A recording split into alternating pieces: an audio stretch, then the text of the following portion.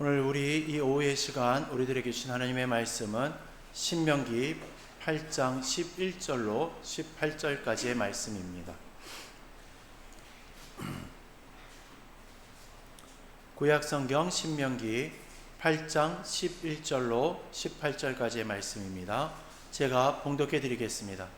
내가 오늘 내게 명하는 여호와의 명령과 법도와 규례를 지키지 아니하고 내 하나님 여호와를 잊어버리지 않도록 삼갈지어다. 내가 먹어서 배부르고 아름다운 집을 짓고 거주하게 되며 또 내 소와 양이 번성하며 내 은금이 증식되며 내 소유가 다 풍부하게 될 때에 내 마음이 교만하여 내 하나님 여호와를 잊어버릴까 염려하노라.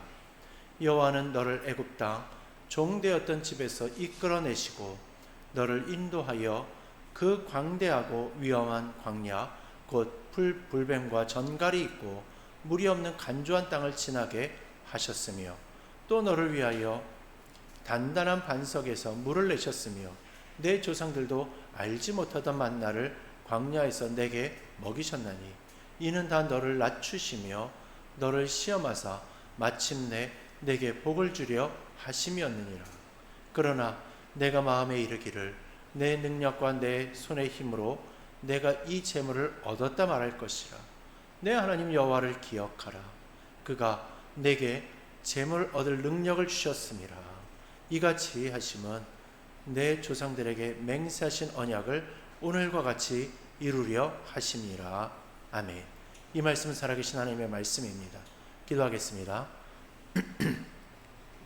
하나님 아버지, 이 오후의 시간 우리들에게 말씀의 시간 주심에 감사합니다. 주님께서 우리들에게 말씀의 꼴을 먹여주시고 우리들의 마음을 열어주셔서 그 말씀을 통하여 삶을 다시금 주님 앞에 온전히 세워놓을 수 있도록 인도하여 주시옵소서. 주님께서 함께 하시고 주장하여 실절로 믿사오며 예수 그리스도의 이름으로 기도드리옵나이다. 아멘. 어떤 마을에 6.25 참전용사가 6.25 참전 할아버지가 한 분 계셨습니다. 그 할아버지는요, 매년 6월이 되면 어김없이 새벽부터 일어나가지고 현충원을 찾아가셨다랍니다. 근데 비가 오나 눈이 오나 한 번도 빠진 적이 없었다라는 거죠. 어느 애 손자가요, 할아버지를 따라서 현충원에 가다가 궁금함이 생겨가지고 물어봤답니다. 할아버지, 왜 매년 현충원에 가는 거예요? 그랬더니 할아버지가 아주 진지한 얼굴로 이렇게 대답하시더랍니다. 거기 있는 친구들이 내가 안 오면 서운해할까 봐 가는 거야. 손자가 피식 웃으면서요, 할아버지, 거기 계신 분들은 이미 다 돌아가셨잖아요. 이렇게 말을 했더니 할아버지가 눈을 부릅뜨면서 이렇게 말을 했다고 합니다. 그래서 더 가야 하는 거야. 왜냐하면 살아있을 때는 바빠가지고 못 갔거든.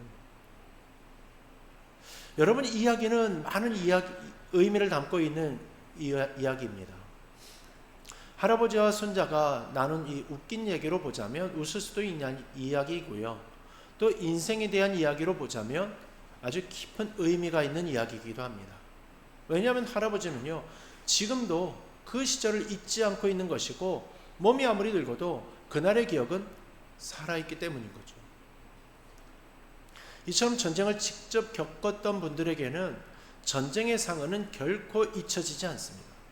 그러나 전쟁을 직접 겪지 않은 세대에게 현충일은 그냥 쉬는 날이고 무더위가 시작되어지는 그러한 달 정도로만 인식이 된다는 겁니다. 어제가 현충일이었습니다. 아마 이 현충일에 대한 의미를 잘 모르고 아쉬워하는 분들이 있었을 겁니다. 아마 노는 날이 토요일에 걸려가지고 왜 이 노는 날이 없어졌을까? 그러면서 아쉬워하는 분들도 있었겠죠. 또 그러면서도 혹시나 대체 공휴일로 월요일날 쉬지 않게 해주나 뭐 이런 생각도 피곤하신 분들은 하지 않았을까 싶습니다. 근데 사실 이렇게 생각하는 사람들이 나쁜 사람들은 아니죠. 그냥 그 의미를 잊어버렸기 때문인 겁니다. 여러분, 이건 어떤 사람이든 마찬가지로 나타나는 모습일 겁니다. 모든 사람은 배가 부르면 잊어버리기 마련이라는 겁니다. 뭔가 생활의 안정을 찾고 또 편해지면 옛날에 힘들었던 시절을 다 잊어버리기 마련이라는 거죠.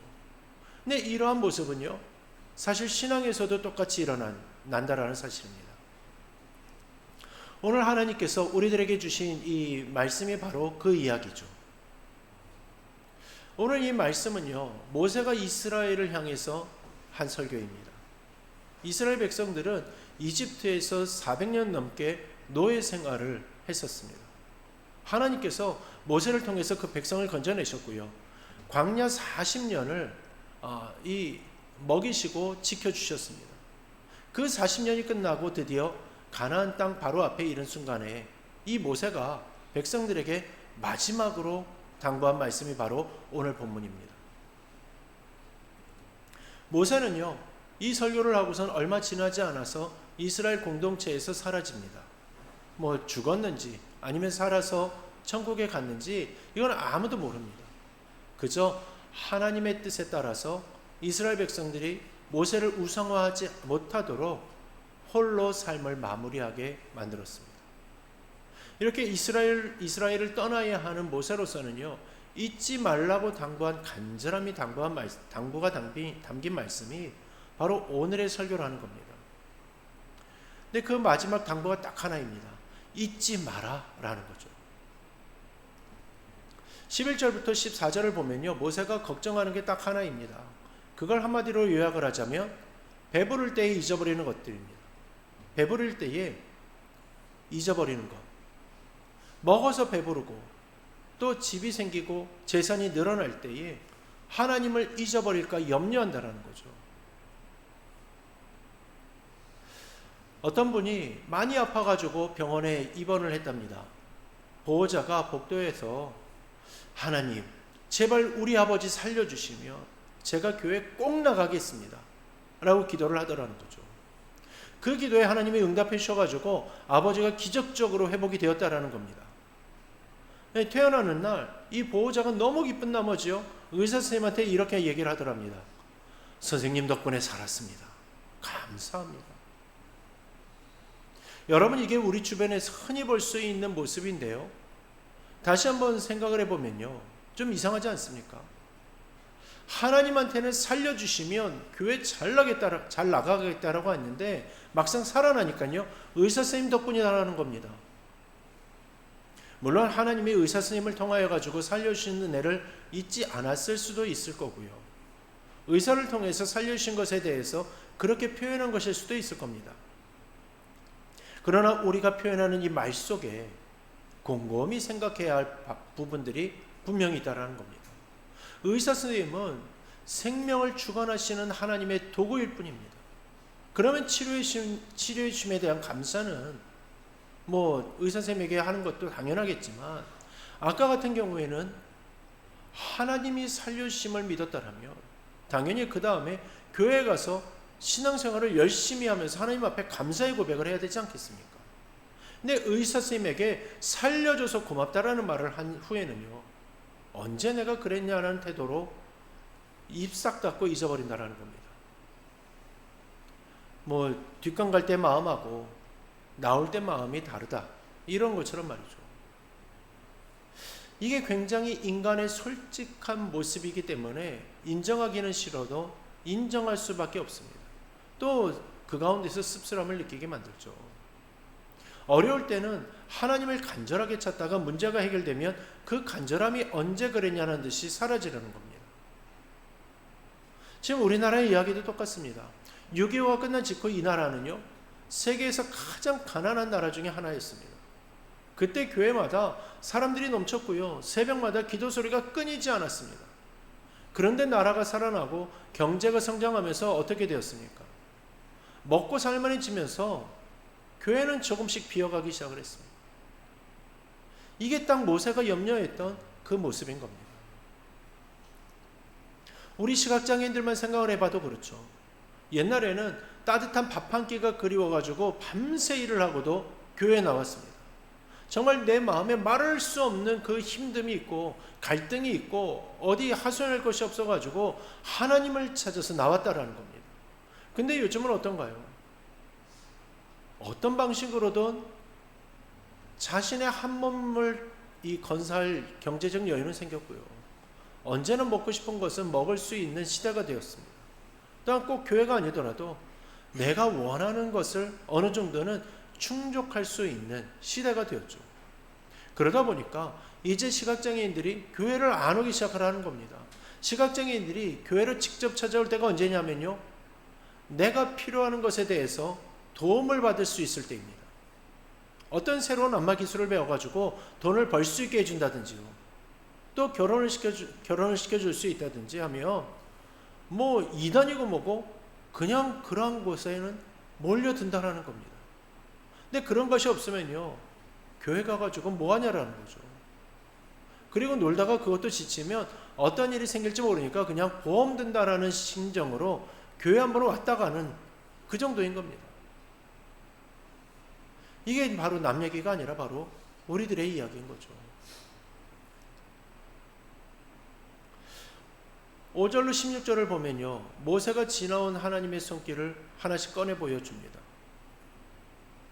이집트에서 건져내신 것, 또 불뱀과 정갈이 가득한 광야를 지나게 하신 것, 반석에서 물을 내신 것, 하늘에서 만나를 내려주신 것, 이 모든 것이 다 하나님의 손길이라는 겁니다. 우리나라의 역사도 똑같습니다. 일제강점기에 35년의 그 고통 속에서도 이 나라가 살아남았고 6.25라는 전쟁에 패어 있어도 다시 일어났습니다. 수많은 젊은이들이 나라를 지키겠다라고 목숨을 바쳤죠. 그 희생 위에서 오늘 우리가 서 있는 겁니다. 그리고 그 역사 위에 하나님의 손길이 있는 거죠. 근데 그러한 하나님의 손길이 옛날에만 있었던 것이 아니라 오늘 이 자리에 앉아 계신 성도님들 한 분 한 분의 삶에도 그 손길이 임하여 있다라는 겁니다. 몸이 아팠는데 그 가운데에서 살아남은 것도 하나님의 손길이고요. 경제적으로 막막했는데 어떻게든 버텨온 것도 하나님의 손길입니다. 삼성교회가 어려움 속에서도 지금 이렇게 함께 예배드리고 있는 것도 하나님이 붙들고 계신 거죠. 이게 다 잊으면 안 되는 손길들인 겁니다.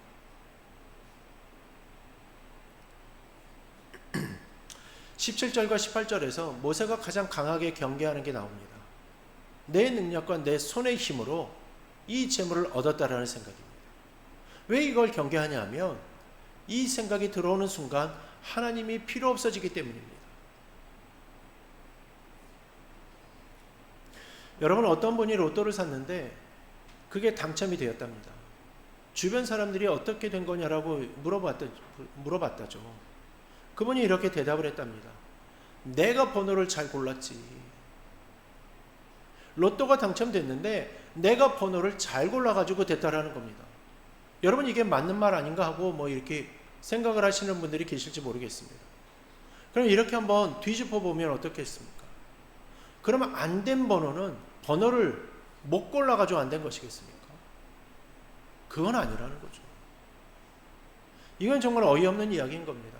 그런데 여러분, 우리가 살면서 하는 생각이 이것과 크게 다르지 않을 때가 많다라는 겁니다. 잘 됐을 때는 내가 잘해서 된 거고, 안 됐을 때는 상황 탓, 또 남의 탓을 하는 거죠. 어떻든 간에 하나님이 들어갈 자리가 없는 겁니다. 모세는 지금 그게 얼마나 위험한 생각인지를 말을 하고 있는 거죠. 일할 수 있는 몸을 주신 분도 하나님이시고, 생각하고 판단할 수 있는 머리를 주신 분도 하나님이시고, 오늘 아침 눈을 뜨게 하신 분도 하나님이시다라는 겁니다. 내가 출발점이 아니라 하나님이 출발점이라는 거죠. 여러분, 기억이 사라지면요, 감사도 사라지고, 감사가 사라지면 하나님과의 관계도 사라지고요, 하나님과의 관계가 사라지면 교만이 그 자리를 채우게 됩니다. 또 교만해지면 기도가 사라지고 예배가 형식이 되고요, 하나님과의 관계가 끊어지는 겁니다. 이게 이스라엘의 이야기가 아니고요, 이게 오늘 우리의 이야기인 겁니다. 6.25 전쟁 때 이러한 일이 있었답니다. 어떤 젊은 군인이 전투 중에 총에 맞아가지고 쓰러졌습니다. 같은 부대 전우가요, 그 쓰러진 군인을 등에 업고 뛰었답니다. 그런데 총알이 빗발치는 그 전장에서 뛰다가요, 그 전우도 총에 맞아가지고 쓰러지게 되었답니다. 근데 아이러니하게도 먼저 총에 맞아서 엎여 있었던 군인은 살았고요.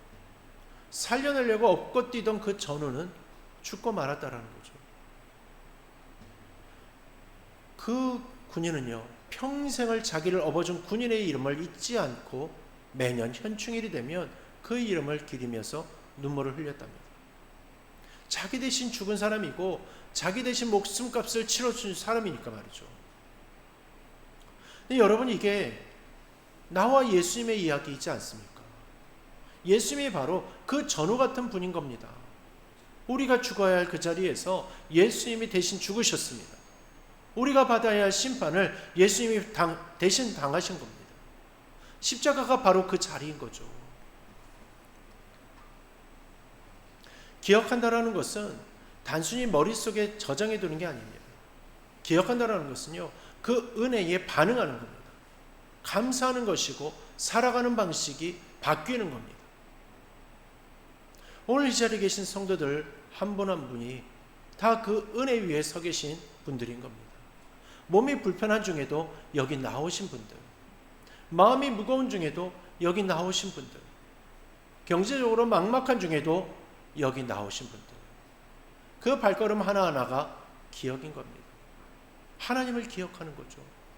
나를 살리신 분을 기억하는 겁니다. 모세가 이스라엘 백성들에게 마지막으로 당부한 그 말씀이 바로 오늘 우리들에게도 그대로 울려야 할 줄 믿습니다. 내 하나님 여호와를 기억하라. 잊지 마라. 배부를 때도 잊지 마라. 편해질 때도 잊지 마라. 잘 될 때도 잊지 마라.